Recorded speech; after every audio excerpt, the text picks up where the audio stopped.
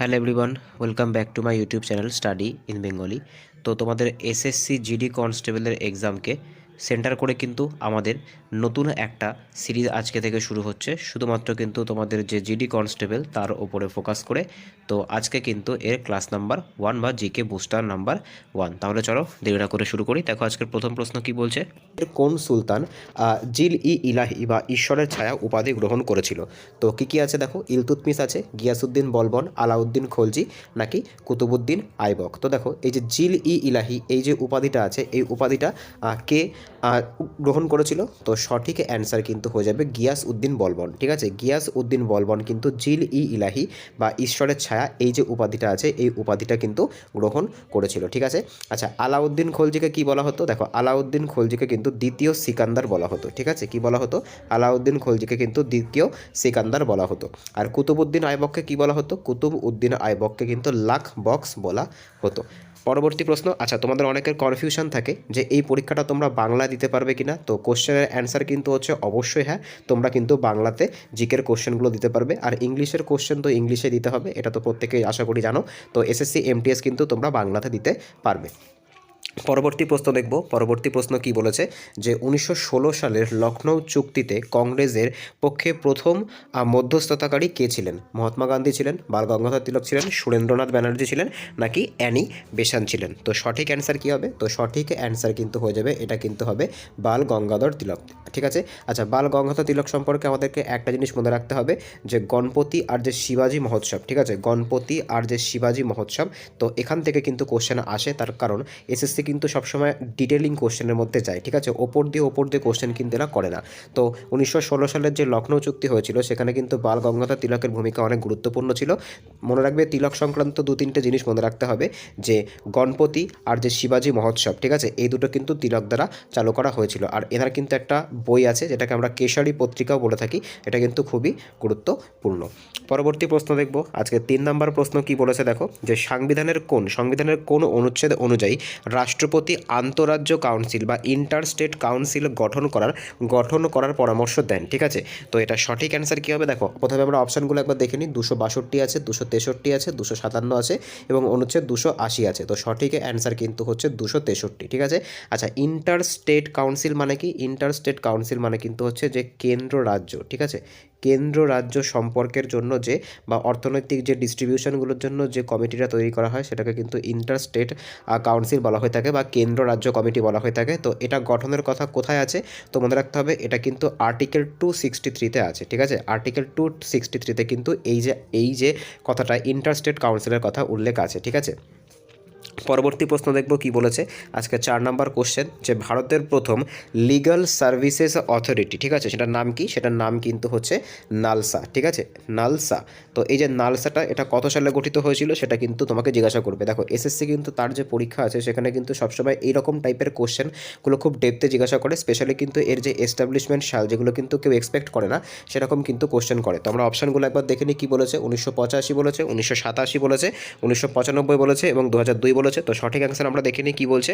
সঠিক অ্যান্সার কিন্তু বলছে 1995 সাল। ঠিক আছে, তো 1995 সালে কিন্তু কী করেছিল, যে ভারতের প্রথম লিগ্যাল সার্ভিসেস যে অথরিটি, যেটাকে কি বলা হয়, যেটাকে কিন্তু বলা হয় তোমার নালসা, এটা কিন্তু তোমার হচ্ছে স্থাপন করেছিল। ঠিক আছে, তো এটা কিন্তু NA ফর ন্যাশনাল, ঠিক আছে, L ফর হচ্ছে লিগ্যাল, আর S ফর সার্ভিস, আর A ফর কিন্তু হচ্ছে অথরিটি, যেটাকে আমরা ন্যাশনাল লিগ্যাল সার্ভিস অথরিটি বা জাতীয় লিগ্যাল সার্ভিসেস অথরিটি বলছি। পরবর্তী প্রশ্ন দেখব। আজকের 5 নম্বর প্রশ্ন কি বলেছে, যে কি বলেছে, মাল্টিপল ক্লোরোসিস, ঠিক আছে, মাল্টিপল স্ক্লেরোসিস মানবদেহের কোন অংশকে আক্রান্ত করে? ফুসফুস, যকৃত, স্নায়ুতন্ত্র, নাকি পরিপাকতন্ত্র? তো সঠিক অ্যান্সার কী হবে? তো এটা সঠিক অ্যান্সার কিন্তু হচ্ছে স্নায়ুতন্ত্র। আচ্ছা স্নায়ুতন্ত্রের মধ্যেও কোন অংশটা? দেখো নিউরনের মধ্যে কিন্তু কি থাকে, নিউরনের মধ্যে কিন্তু একটা স্পেশাল পার্ট থাকে, সেটাকে কি বলা হয়? সেটাকে কিন্তু মায়োলিন সিদ বলা হয়। ঠিক আছে, সেটাকে কি বলা হয়? সেটাকে কিন্তু মায়োলিন সিদ বলা হয়। ঠিক আছে, নিউরনের যে আমরা জানি নিউরনের যে অ্যাক্সন বডিটা থাকে এরকম কিন্তু অ্যাক্সন বডি হয়ে থাকে। তো এইখানে কিন্তু কি থাকে, এইখানে কিন্তু মায়োলিন সিথটা থাকে। দেখো এসএসসির যে কোশ্চেন সেটা কিন্তু অনেক বেশি ডাইনামিক টাইপের হয়ে থাকে, অর্থাৎ এটা কিন্তু বিভিন্ন জায়গা থেকে একদম খুব ডিটেলিং কোশ্চেন করে। ঠিক আছে, পরবর্তী প্রশ্ন দেখব কি বলেছে আজকে 6 নম্বর কোশ্চেন, যে নিচের কোন নদীটি তিব্বতে লাংচেন খাস্তাব, ঠিক আছে, লাংচেন খাস্তাব নামে পরিচিত? সিন্ধু, তারপরে বলেছে কি শতদ্রু, তারপরে বলেছে ব্রহ্মপুত্র, আর কি বলেছে তিস্তা। তো সঠিক অ্যান্সার আমরা দেখে নেবো কি বলছে। সঠিক অ্যান্সার কিন্তু হচ্ছে শতদ্রু। ঠিক আছে, তো শতদ্রুকে কি বলা হয়? শতদ্রুতে কিন্তু তিব্বতে কি বলা হয়ে থাকে মনে রাখতে হবে, শতদ্রুকে কিন্তু তিব্বতে বলা হয়ে থাকে লাংচেন খাস্তাব। ঠিক আছে, লাংচেন খাস্তাব এটা কিন্তু তাইবেতে বলা হয়ে থাকে। ঠিক আছে, পরবর্তী প্রশ্ন দেখব। পরবর্তী প্রশ্ন কি বলেছে দেখো, পরবর্তী প্রশ্ন, দি ইকোনমিক হিস্ট্রি অফ ইন্ডিয়া, এই যে বইটা আছে এই বইটার লেখককে দাদাভাই নৌরোজি বলেছে, তারপরে এমজি রানাডে বলেছে, রমেশচন্দ্র দত্ত বলেছে এবং বিপিনচন্দ্র পাল। তো সঠিক অ্যান্সার কী হবে? সঠিক অ্যান্সার কিন্তু হয়ে যাবে রমেশচন্দ্র দত্ত। ঠিক আছে, বা আর সি দত্ত কিন্তু এনাকে অনেক সময় বলা হয়ে থাকে আর সি দত্ত বা রমেশচন্দ্র দত্ত। দেখো এই যে বইগুলো আছে বুকস অ্যান্ড অথর্স যে চ্যাপ্টারটা আছে, বুকস অ্যান্ড অথর্সের যে টপিকটা আছে এটা কিন্তু এসএসসির একটা ফেভারিট টপিক। আর এমন কিন্তু যে বইগুলো জিজ্ঞাসা করবে সেগুলো কিন্তু খুব আনকমন, যেরকম এই যে বইটা আছে দি ইকোনমিক হিস্ট্রি অফ ইন্ডিয়া, এটা কিন্তু খুব আনকমন একটা বই, কিন্তু এখান থেকে কিন্তু কোশ্চেনগুলো আসবে। তাই কিন্তু তোমরা যত প্র্যাকটিস করবে, যত কিন্তু এই রকমের যে জিকের যে বুস্টার ডোজটা আমাদের চলছে, তো সেটা যত প্র্যাকটিস করবে তত কিন্তু তোমাদের কী হবে, তত কিন্তু এই জিকে সংক্রান্ত তোমাদের একটা ধারণা তৈরি হবে। ঠিক আছে, যেহেতু জিকের ওপরেই কিন্তু মেরিটটা তৈরি হবে।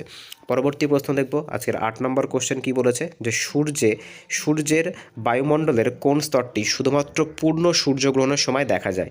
ঠিক আছে, ফটোস্ফিয়ার, ক্রোমোস্ফিয়ার, তারপরে কি বলেছে কোর নাকি করোনা? তো সঠিক অ্যান্সার কী হবে? সঠিক অ্যান্সার কিন্তু হচ্ছে করোনা। ঠিক আছে, সূর্যের যে বাইরের যে স্তরটা থাকে, ঠিক আছে, একদম আউটার মোস্ট যে স্তরটা থাকে যেটাকে আমরা বলে থাকি কিন্তু করোনা। ঠিক আছে, এটা কিন্তু মনে রাখতে হবে, এটা কিন্তু একদম আউটার মোস্ট যে স্তর সূর্যের সেটা কিন্তু এইটাকে বলা হয়ে থাকে। ঠিক আছে, আচ্ছা এই যে সূর্যের যে প্রক্রিয়াটা, মানে সূর্যের যে শক্তির যে উৎস সেটা কোন প্রক্রিয়ার মাধ্যমে হয়ে থাকে সেটা কিন্তু তোমরা আমাকে কমেন্টে জানাবে।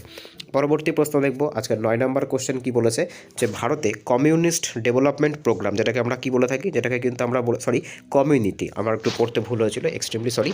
ভারতে কমিউনিটি ডেভেলপমেন্ট প্রোগ্রাম বা যেটাকে সিডিপি কোন পঞ্চবার্ষিকী পরিকল্পনার সময় শুরু করা হয়েছিল? প্রথম, দ্বিতীয়, তৃতীয় নাকি চতুর্থ? তো আমরা অ্যান্সারটা দেখব কি বলেছে, অ্যান্সারটা কিন্তু বলছে প্রথম। ঠিক আছে, আচ্ছা সেটা কত সালে হয়েছিল? দেখো প্রথমে তো আমাদের অ্যান্সারটা এটা করতে হবে যে ফার্স্ট 5 ইয়ার প্ল্যান, এটা কিন্তু 1900 কত সাল থেকে চলেছিল? 51 সাল থেকে শুরু হয়ে কিন্তু এটা 1956 সাল পর্যন্ত চলেছিল। আচ্ছা এটা কোন মডেল অনুসারে হয়েছিল? তো মনে রাখতে হবে এটা কিন্তু হ্যারাড ডোমার মডেল অনুসারে হয়েছিল। দেখো এই যে এক্সট্রা ডিটেলসগুলো তোমাদেরকে করাচ্ছি, এখান থেকে কিন্তু তোমরা প্রচুর কোশ্চেন পেয়ে যাবে। ঠিক আছে, মোস্ট অফ দি ক্ষেত্রে যে এমটিএসের যে কম্পিটিশান সেটা কিন্তু অনেক বেশি হাই হয়ে থাকে, তার কারণ এটা কিন্তু তোমার হচ্ছে এই যে পোস্টটা আছে এটার জন্য কিন্তু প্রচুর লোক অ্যাপ্লাই করে। ঠিক আছে, যেরকম রেলের জন্য প্রচুর লোক অ্যাপ্লাই করে, ঠিক সেরকমভাবে কিন্তু এমটিএসের জন্য প্রচুর লোক অ্যাপ্লাই করে। সেক্ষেত্রে কিন্তু কম্পিটিশন অনেক হার্ড হবে, তাই অনেক ডিটেল কিন্তু তোমাকে পড়তে হবে। পরবর্তী প্রশ্ন দেখব কি বলেছে দেখো, পরবর্তী প্রশ্ন, যে নিচের কোন ধাতুটি সবথেকে বেশি নমনীয়? তো অ্যাকর্ডিং টু অপশান সবথেকে বেশি নমনীয় কোনটা? তো সঠিক অ্যান্সার কিন্তু হচ্ছে গোল্ড। ঠিক আছে, গোল্ড কিন্তু হচ্ছে সবথেকে বেশি নমনীয়। ঠিক আছে, আচ্ছা নমনীয় এই যে টার্মটা আছে এটাকে ইংলিশে কি বলে? তো মনে রাখতে হবে এটাকে কিন্তু বলা হয় ম্যালিয়েবল। ঠিক আছে, অনেক সময় কিন্তু এরকম কোশ্চেনও তোমাদেরকে দিয়ে দিতে পারে। দেখো এখানে কিন্তু ডাকটাইলও বলেছে। ঠিক আছে, তো ডাকটাইল প্লাস হচ্ছে ম্যালিয়েবল দুটোই কিন্তু সঠিক অ্যান্সার হবে। পরবর্তী প্রশ্ন দেখব, পরবর্তী প্রশ্ন কি বলেছে, যে সিপাহী বিদ্রোহে কে প্রথম জাতীয় বিদ্রোহ বা ন্যাশনাল রিভোল্ট বলে অভিহিত করেছিল? ভিডি সাভারকার, বেঞ্জামিন ডিসার্লি, তারপরে কি বলেছে এস সেন নাকি জওহরলাল নেহেরু? 1 মিনিট, কোশ্চেনটা মনে হচ্ছে সরে গেছে, কোশ্চেনটা 1 মিনিট একটু দেখবে। হ্যাঁ এই যে পাওয়া গেছে কোশ্চেনটা। তো সঠিক অ্যান্সার কী হবে? সঠিক অ্যান্সার কিন্তু হচ্ছে ভিডি সাভারকার। ঠিক আছে, ভিডি সাভারকার কিন্তু এই যে কোশ্চেনটা সঠিক অ্যান্সার হবে। ঠিক আছে, আচ্ছা ভিডি সাভারকারের নামে কোন জায়গার এয়ারপোর্ট আছে সেটা কিন্তু তোমরা আমাকে কমেন্টে জানাবে। ঠিক আছে, কোন জায়গার এয়ারপোর্টটা ভিডি সাভারকারের নামে হয়েছে এটা কিন্তু তোমরা আমাকে কমেন্টে জানাবে। পরবর্তী প্রশ্ন দেখব আজকের 12তম কোশ্চেন কী বলেছে, ভারতীয় সংবিধানের 8ম তফসিলে শেষ কত সালে ভাষা সংযুক্ত করা হয়েছিল? দেখো এই যে 8ম তফসিল, এখান থেকে কিন্তু আমরা একটা জিনিস জিনিস জানতে পারছি যে অষ্টম তফসিলে কিন্তু ভাষা সংক্রান্ত ব্যাপারটা আছে। আর মনে রাখবে সংবিধান যখন প্রথম কার্যকর হয়েছিল সেখানে কিন্তু মোট কতগুলো ভাষা ছিল, সেখানে কিন্তু মোট 14টা ভাষা ছিল। বর্তমানে কিন্তু 22টা ভাষা আছে, মানে কিন্তু 8টা ভাষা নতুন করে কী করা হয়েছে, নতুন করে কিন্তু অ্যাড করা হয়েছে। সর্বশেষ কিন্তু 2003 সালে কী করা হয়েছে, 2003 সালে কিন্তু এই যে ভাষাটা সেটা কিন্তু 4টে ভাষা কিন্তু এখানে এনলিস্টেড করা হয়েছে, সাঁওতালি, মৈথিলি, ডোগরো।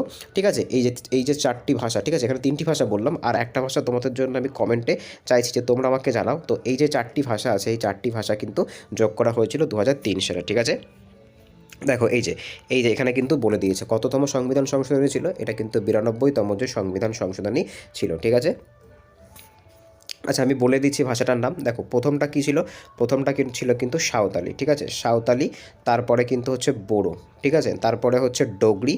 ঠিক আছে, আর একটা কিন্তু হচ্ছে মৈথিলি। ঠিক আছে, এইগুলোকে কিন্তু কী করা হয়েছিল, যোগ করা হয়েছিল। পরবর্তী প্রশ্ন দেখব কি বলেছে, যে ব্রাউন পেপার কোন ফসলকে বলা হয়, গমকে বলা হয়, কফিকে বলা হয়, তারপর হচ্ছে পাটকে বলা হয় নাকি চাকে বলা হয়। তো তোমরা তো অ্যান্সারটা দেখেই নিলে, তো সঠিক অ্যান্সার কিন্তু হয়ে যাচ্ছে ব্রাউন পেপার কিন্তু পাটকে বলা হয়ে থাকে। ঠিক আছে, এটাকে কিন্তু আরেকটা কী বলা হয়, এটাকে কিন্তু সোনালী তন্তুও বলা হয়ে থাকে। ঠিক আছে, সোনালী তন্তু বা যেটাকে আমরা কী বলে থাকি, যেটাকে কিন্তু আমরা গোল্ডেন ফাইবার। ঠিক আছে, গোল্ডেন ফাইবারও কিন্তু বলা হয়ে থাকে পাটকে।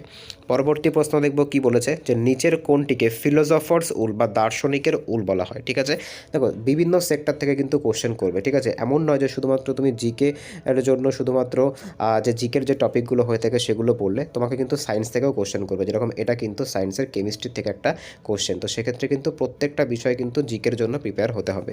তো দার্শনিকের উল, ফিলোসফার্স উল বা দার্শনিকের উল কিন্তু বলা হয় জিঙ্ক অক্সাইড। ঠিক আছে, এটাকে কি বলা হবে, এটাকে কিন্তু বলা হয় তোমার জিঙ্ক অক্সাইড, ZNO। তো এটাকেই কিন্তু কি বলা হয়, এটাকেই কিন্তু দার্শনিকের উল বলা হয়ে থাকে।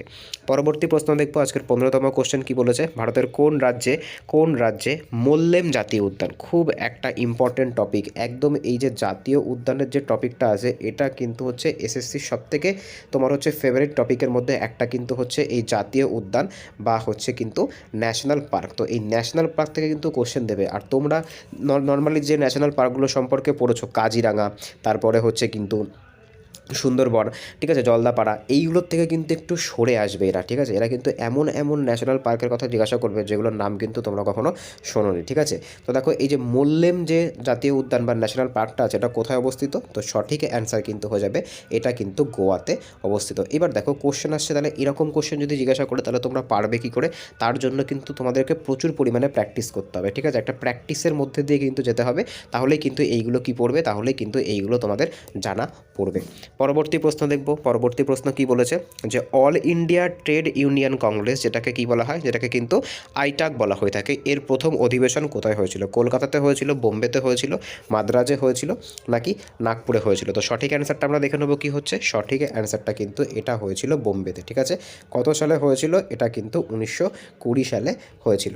পরবর্তী প্রশ্ন দেখব আজকে 17তম কোশ্চেন কি বলেছে, দেখো যে লোকসভার প্রথম স্পিকার কে ছিলেন যিনি রাষ্ট্রপতি পদের জন্য মনোনীত হয়েছিলেন। ঠিক আছে, লোকসভার প্রথম স্পিকার যিনি কী করেছিলেন, যিনি কিন্তু রাষ্ট্রপতি পদের জন্য মনোনীত হয়েছিলেন। তো সঠিক অ্যান্সার কিন্তু হচ্ছে নীলাম সঞ্জীব রেড্ডি। মানে বুঝতে পারছো কোন লেভেলের কিন্তু কোশ্চেনগুলো এখানে করা হয়। ঠিক আছে, আচ্ছা তোমাদেরকে বলে রাখি, এই যে কোশ্চেনগুলো আছে, দেখো এই কোশ্চেনগুলো কিন্তু মানে আমরা বলতে পারি যে PYQ, যদিও তোমাদের কিন্তু এক্সামের যে টেন্ডার সেটা কিন্তু TCS থেকে এখন এডিকুইটির হাতে চলে গেছে, কিন্তু কোশ্চেনের যে লেভেল TCS থেকে কিন্তু এডিকুইটিতে যাওয়ার পরে লেভেলটা কিন্তু আরও বেড়েছে, সেই রকম কিন্তু এই রকমভাবে কিন্তু এই কোশ্চেনগুলোকে অ্যারেঞ্জ করা হয়েছে।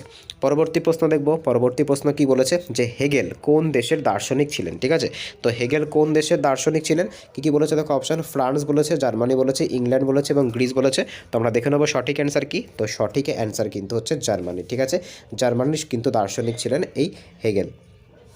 পরবর্তী প্রশ্ন দেখব কি বলেছে আজকের 19তম কোশ্চেন, যে বুলা চৌধুরী কোন ক্রিয়ার সাথে সম্পর্কযুক্ত। তো এই যে স্পোর্টসম্যানের যে টপিকটা আছে, ঠিক আছে, স্পোর্টসম্যানের যে টপিকটা আছে সেখান থেকেও কিন্তু প্রচুর কোশ্চেন আসে, এটাও কিন্তু ওয়ান অফ দ্য ফেভারিট টপিক্সের মধ্যে কিন্তু পড়ছে এসএসসির। তো মনে রাখতে হবে যে তোমার এই স্পোর্টসম্যান সংক্রান্ত কোশ্চেনগুলো কিন্তু আসবে, আর এমন কিন্তু স্পোর্টসম্যান জিজ্ঞাসা করবে। যেহেতু বুলা চৌধুরী সম্পর্কে তোমরা প্রত্যেকেই জানো, সেক্ষেত্রে কিন্তু তোমাদের কাছে সোজা মনে হবে, কিন্তু এই বুলা চৌধুরী সম্পর্কে যেহেতু মানে পশ্চিমবঙ্গের লোকজন খুব ভালো করেই জানে, কিন্তু অন্যান্য যে স্টেটগুলো আছে সেখানে কিন্তু এই বুলা চৌধুরী নামটা অনেকটা বেশি তোমার বলতে পারি আমরা আনকমন, সেক্ষেত্রে কিন্তু বুলা চৌধুরী কোশ্চেন, এই যে কোশ্চেনটা আছে এটা কিন্তু একটা স্ট্যান্ডার্ড টাইপের কোশ্চেন হয়ে যাচ্ছে। তো বুলা চৌধুরী কোন ক্রীড়ার সাথে সম্পর্কযুক্ত আমরা প্রত্যেকে জানি, ইনি কিন্তু সাঁতারের সাথে সম্পর্কযুক্ত। পরবর্তী প্রশ্ন দেখব আজকের 20তম কোশ্চেন কি বলেছে, মানবদেহের বৃহত্তম লসিকা গ্রন্থি কোনটা? তো সঠিক অ্যান্সার কিন্তু হচ্ছে প্লীহা বা স্প্লিন, ঠিক আছে, প্লীহা বা কিন্তু হচ্ছে এটাকে কি বলে, এটাকে কিন্তু স্প্লিনও বলা হয়ে থাকে। পরবর্তী প্রশ্ন দেখব কি বলেছে আজকের 21তম কোশ্চেন, যে সংবিধানের কোন অনুচ্ছেদ অনুযায়ী রাজ্যপাল বিধানসভায় অ্যাংলো ইন্ডিয়ান সদস্য মনোনীত করতে পারে, যেটা কিন্তু বর্তমানে বিলুপ্ত হয়ে গেছে। দেখো তোমাকে কিন্তু বলেও দিয়েছে যেটা বিলুপ্ত, তারপরেও কিন্তু এই টপিক থেকে কোশ্চেনটা করেছে যে সংবিধানের কোন অনুচ্ছেদ অনুযায়ী রাজ্যপাল কিন্তু বিধানসভায় কি করতে পারে না অ্যাংলো ইন্ডিয়ান সদস্যদের কিন্তু বিলুপ্ত করতে পারে। ঠিক আছে, তো কোন অপশান দেখো, আমরা সঠিক উত্তরটা দেখে নেবো। তো সঠিক অ্যান্সারটা কিন্তু হচ্ছে 333 নম্বর। ঠিক আছে, যে আর্টিকেল 333 ছিল, এই আর্টিকেল 333 অনুযায়ী কিন্তু কি করতে পারতো না, যে রাজ্যপাল তিনি কিন্তু বিধানসভায় অ্যাংলো ইন্ডিয়ান যে সদস্য তাকে কিন্তু মনোনীত করতে পারতেন। আচ্ছা, এই যে ফিচারটা আছে এটা কিন্তু ভারতীয় সংবিধানের যে লোকসভা সেখানেও কিন্তু ছিল, যেখানে কিন্তু 2জন অ্যাংলো ইন্ডিয়ানকে রাষ্ট্রপতি নিয়োগ করতে পারতেন, কিন্তু এটাকে কিন্তু 104তম যে সংবিধান সংশোধনী আছে তার মাধ্যমে কিন্তু বাদ দেওয়া হয়েছে। পরবর্তী প্রশ্ন দেখব আজকের 22তম কোশ্চেন কি বলেছে, যে কান্ডালা বন্দরটি ভারতের কোন উপকূলে অবস্থিত? দেখো কোশ্চেনটা কীরকম স্ট্যান্ডার্ড দিয়েছে, তোমাকে কিন্তু জিজ্ঞাসা করেনি যে কান্ডালা কিন্তু কোন রাজ্যে অবস্থিত। যখনই তোমরা রাজ্য দেখতে তখনই তোমরা কি করতে, তখনই কিন্তু তোমরা প্রত্যেকে গুজরাট অ্যান্সার করতে, কিন্তু কি দিয়েছে দেখো কোন উপকূলে অবস্থিত দিয়েছে। ঠিক আছে, আচ্ছা এই উপকূল রিলেটেড যে কোশ্চেনটা আছে এটা আমরা কি করব, এটা আমরা একটা ছবির মাধ্যমে করার চেষ্টা করব যাতে তোমাদের যে মানে কনফিউশনটা আছে সেটা ক্লিয়ার হয়। দেখো এই যে উপকূলগুলো আছে উপকূলগুলো আমরা একবার দেখার চেষ্টা করব। দেখো এখান থেকে শুরু করে এই পর্যন্ত যে উপকূলটা আছে এটাকে কিন্তু বলা হয় করমণ্ডল উপকূল। ঠিক আছে, এখানে জায়গা ছোটো বলে আমি লিখলাম না, তোমরা চাইলে নোট ডাউন করতে পারো, বা ওপরে আমি লিখলাম করমণ্ডল উপকূল। ঠিক আছে, জায়গা ছোটোর জন্য।